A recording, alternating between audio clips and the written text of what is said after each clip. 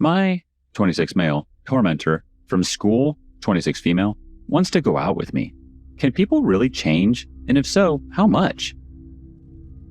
There's no other way to say this. She was a bully to me in middle school, humiliated me early in high school, and thankfully ignored me our senior year.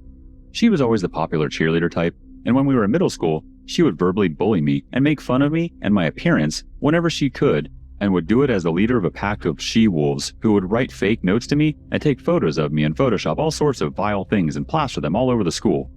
When we were in 10th grade, she catfished me. There wasn't even a word for it back then, and eventually got myself and another guy to meet one another after school, both of us thinking that there was a cute new girl in school who liked us. Needless to say, both of us were the butt of jokes for the rest of the school year. Finally, by the middle of our junior and senior years, she thankfully forgets I exist. Flash forward to the present.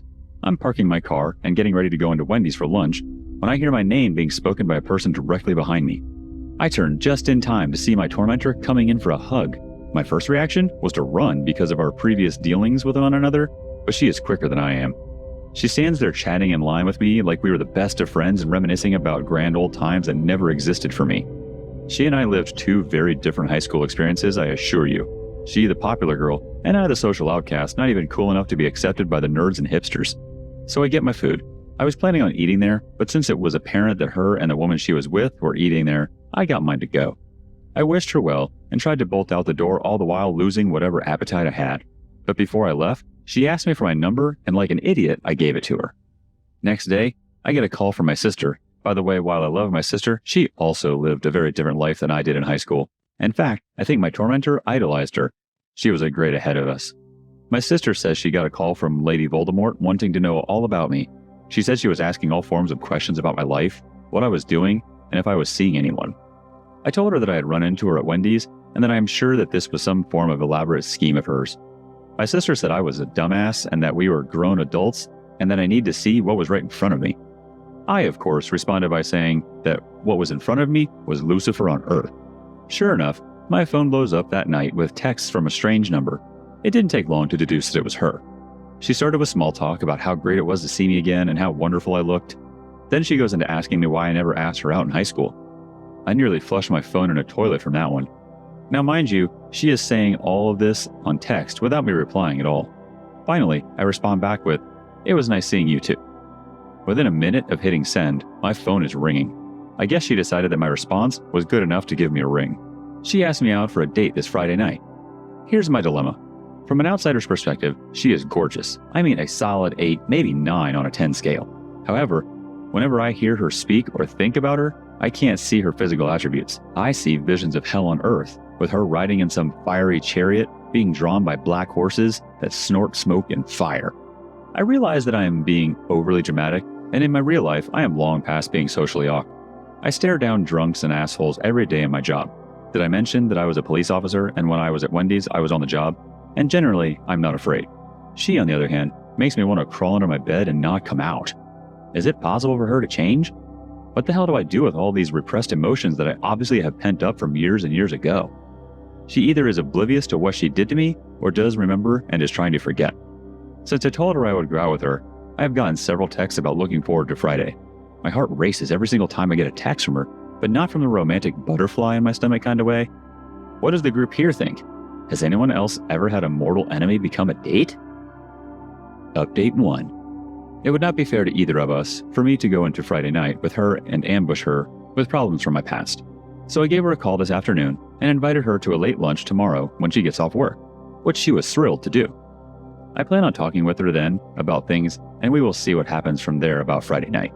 I am either setting myself up to be the world's largest douchebag, or I'm going to get burned again. Her acting all giddy every time I talk with her does make me feel like for holding on to the past. I just plan on easing into the conversation, and I'm going to be very specific about the catfishing thing. I know for a fact she was behind that one, and that is the one that hurt the worst. I'll let you guys know what she says. Update 2. I arrived early enough so that I made sure to be there before her, so I could pick out a secluded spot so we could talk and not be interrupted.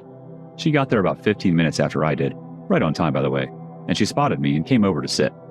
She was just beaming and had a huge smile on her face from the moment that she came in the door, and it honestly made me feel like a creep who was laying in wait to ambush her.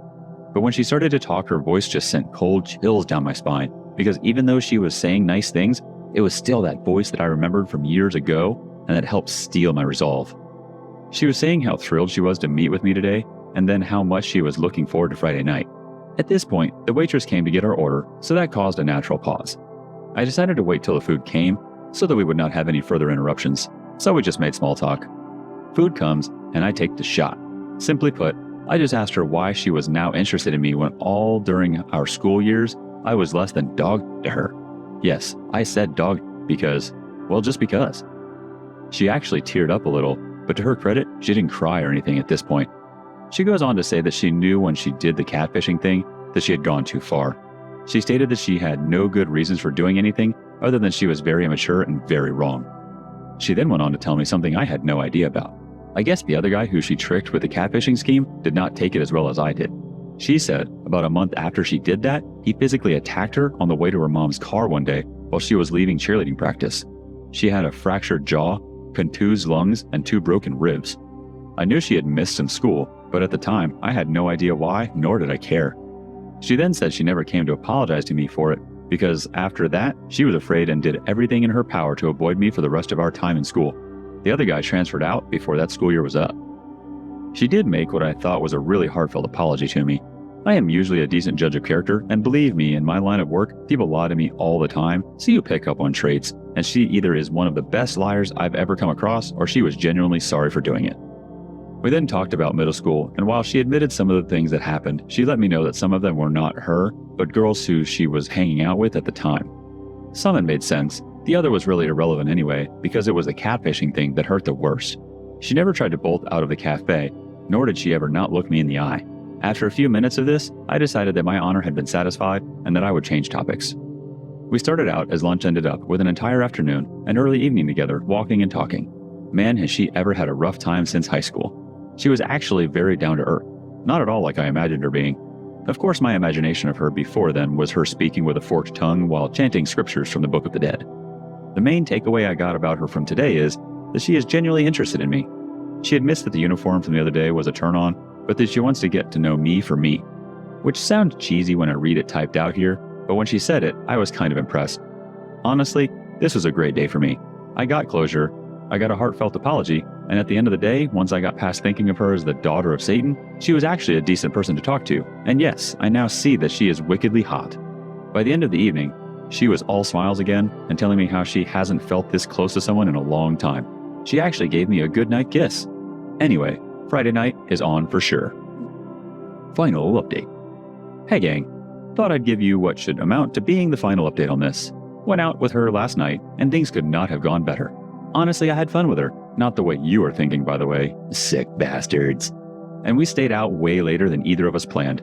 Thank God I didn't have to go to work today. This wasn't a normal date for me. Generally speaking, I tend to end up in bars and listening to crappy music all night for some woman who I really don't connect with. In many ways, this was surreal because I was having the time of my life with a person who, up until 48 hours ago, I had spent well over a decade either dreading, fearing, or hating depending on the day of the week. We went bowling, and it was her idea. I haven't been bowling since I was a teenager, you could tell. She laughed at me because of how bad I sucked, but all I could do was laugh with her because she wasn't making fun of me, she was having a great time. After that, we went and ate, and she demanded to pay because she said she asked me out, which is the first time in my entire life a date has offered to pay for my meal. I was taken aback at first, but the more the night went on, the more I appreciated the effort she was putting into the night. The more we talked, the more we found that we had in common.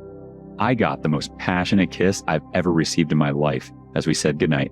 I'll be damned if I didn't feel like I just lost my virginity again when she did that. I can't even explain it or how it felt. I've never been kissed like that. We are going out again tonight. My idea, by the way. At this point in time, I think I can close this out because I am positive of my own question now. I don't know if everybody can, but she certainly has changed, and I'm looking forward to getting to know her more. Late edit. I'm not going to make another post just to say this, but Saturday's date went better than Friday's date. In fact, I'm just now home from her house, and the only reason I'm home now is because I have to pull an extra shift tonight that I can't get out of. We plan on having dinner together Tuesday. I'm glad things are working out and that you can see past the dumb she did as a teenager. But I do want to caution you with some general advice. Take it slowly. Not because of your specific circumstances, but because it's very easy in the beginning of any relationship to dive in headfirst and get in too far, too fast. Then when the honeymoon period wears off and you come up for air, it's hard to back up from that. So tell her you don't want to go too quickly and try sticking to once a week dates for a month or so. Then maybe move it to twice a week for another month and see where you are after that. Just be careful and try not to get hurt. Good luck and congratulations.